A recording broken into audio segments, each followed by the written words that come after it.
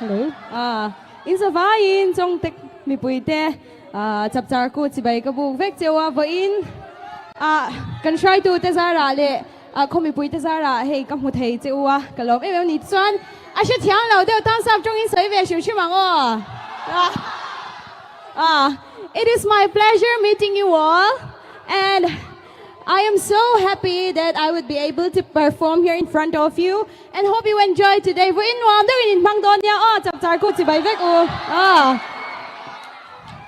mi zo takin tin bol kan chanang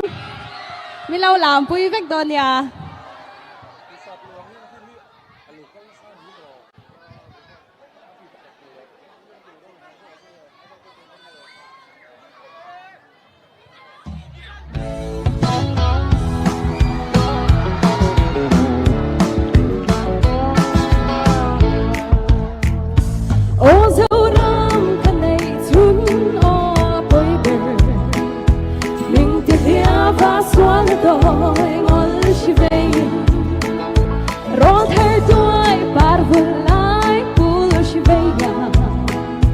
Rồi khe ngoài ngoài chúng sông nghi